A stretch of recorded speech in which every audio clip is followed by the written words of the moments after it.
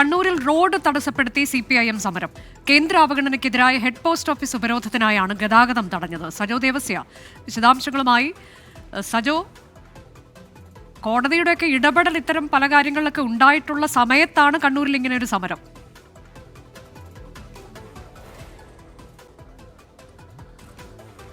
അനുജാം, Kannur head post ഓഫീസിന് മുന്നിലാണ് CPIMന്റെ സമരം. സംസ്ഥാന വ്യാപക സമരത്തിന്റെ ഭാഗമായാണ് കേന്ദ്ര അവഗണനയ്ക്കെതിരെ, കേന്ദ്ര ബഡ്ജറ്റിലെ അവഗണനയ്ക്കെതിരെ വയനാട് ദുരന്തത്തിന്റെ ഇരകളെ അവഗണിക്കുന്നതടക്കം കേന്ദ്രം വലിയ രീതിയിൽ അവഗണിക്കുന്നു എന്നത് ചൂണ്ടിക്കാട്ടി CPIM സംസ്ഥാന വ്യാപകമായി നടത്തുന്ന സമരമാണ്. അതിന്റെ ഭാഗമായാണ് കണ്ണൂർ ഹെഡ് പോസ്റ്റ് ഓഫീസിന് മുന്നിലും സമരം സംഘടിപ്പിച്ചത്. അതൊരു ഇന്റർലിങ്ക് റോഡാണ്. അതായത് രണ്ട് പ്രധാനപ്പെട്ട റോഡുകളെ പഴയ ബസ് സ്റ്റാൻഡ് അടക്കം സ്ഥലങ്ങളിലേക്ക് പോകുന്ന സ്റ്റേഡിയത്തിന് മുൻപിലൂടെ പോസ്റ്റ് ഓഫീസിന് മുമ്പിലൂടെ രണ്ട് പ്രധാനപ്പെട്ട റോഡുകളെ ബന്ധിപ്പിക്കുന്ന ഇന്റർലിങ്ക് റോഡാണ്. അവിടെയാണ് സമരം. റോഡിൽ കസേര നിരത്തിയും വലിയ തോതിൽ ആളുകളുടെ പങ്കാളിത്തമുണ്ട്.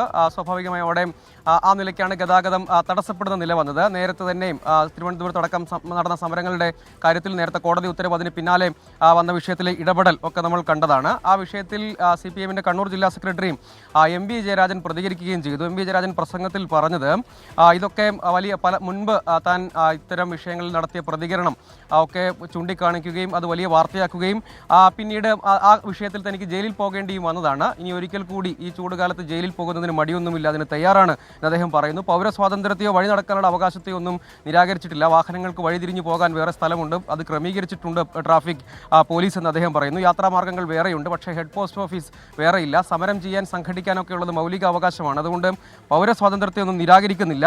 വഴിതിരിച്ചു വിടുന്നത് പൗരാവകാശ ലംഘനമായൊക്കെ ചിലർ വ്യാഖ്യാനിക്കുന്നുണ്ട്. ആ വ്യാഖ്യാനം തെറ്റാണ്. ജുഡീഷ്യറിയുടെ ആ വ്യാഖ്യാനവും തെറ്റാണ് എന്ന് MV ജയരാജൻ പറയുകയാണ്. ഒപ്പം സമരവും സംഘടനയും 10,000 പങ്കെടുക്കുന്ന സമരമാണ്. അപ്പോൾ ചില ബുദ്ധിമുട്ടുകളൊക്കെ ഉണ്ടാകും, പക്ഷേ മാധ്യമങ്ങൾ അതിനെ മോശമായി ചിത്രീകരിക്കാൻ ശ്രമിക്കുകയാണ്. ഒരു പരിധി കൂടി കടന്ന് അദ്ദേഹം വീണ്ടും ഒരിക്കൽ കൂടി, അതായത് കോടതിയലക്ഷ്യ കേസിൽ മുൻപ് പാതയോര സമരങ്ങളുടെ കാര്യത്തിൽ കോടതി വിമർശിച്ചതിന് MV ജയരാജൻ ജയിലിൽ പോയതാണെന്ന് നമുക്കറിയാം. മുൻപ് അങ്ങനെ ഒരു ട്രാക്ക് റെക്കോർഡ് അദ്ദേഹത്തിനുണ്ട്.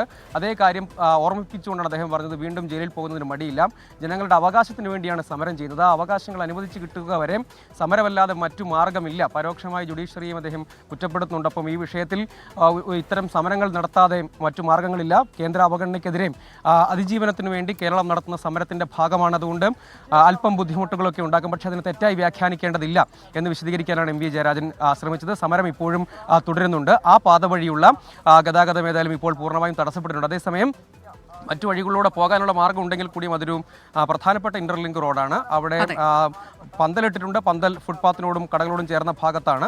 ഒപ്പം കസേരകളടക്കം റോഡിലാണ് നിരത്തിയിരിക്കുന്നത്. വലിയ ജനപങ്കാളിത്തം ഉള്ളതുകൊണ്ട് തന്നെ അതുവഴി പോലീസ് നേരത്തെ വഴിതിരിച്ചു വിട്ടിരുന്നു. പോലീസ് ഏതായാലും CPIM ജില്ലാ സെക്രട്ടറിക്ക് ഒരു നോട്ടീസ് നൽകിയിട്ടുണ്ട്. ആ നോട്ടീസിന്റെ കാര്യവും MV ജയരാജൻ പരാമർശിക്കുന്നു. കോടതി ഇടപെടലിനെ തുടർന്നിട്ടുള്ള നോട്ടീസ് ആയിരിക്കാം അത്, പക്ഷേ ജനാധിപത്യ ബോധ്യമുള്ളതുകൊണ്ട് ഉൾക്കൊള്ളുന്നു. സമരം ഇവിടെ നടത്തുകയല്ലാതെ മറ്റു മാർഗ്ഗങ്ങളില്ല, അതിന്റെ കൂടി ഭാഗമാണ്, അത് തിരിച്ചറിയണം.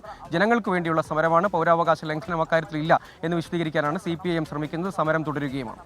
അതെ, കണ്ണൂരിലാണ് റോഡ് തടസ്സപ്പെടുത്തിയുള്ള CPIM സമരം. ഹൈക്കോടതി ഉത്തരവിനെ ഒരർത്ഥത്തിൽ വെല്ലുവിളിച്ചുള്ള സമരം എന്ന് നമുക്ക് വേണമെങ്കിൽ പറയാം. കേന്ദ്ര അവഗണനയ്ക്കെതിരായ ഹെഡ് പോസ്റ്റ് ഓഫീസ് ഉപരോധത്തിനായാണ് ഗതാഗതം തടഞ്ഞത്. എന്നാൽ ഇത്തരം സമരത്തെ ന്യായീകരിച്ചുകൊണ്ട് ഒരിക്കൽ കൂടി MV ജയരാജൻ രംഗത്തെത്തി എന്നതാണ് സജോ ദേവസ്യ നൽകിയ വിവരം.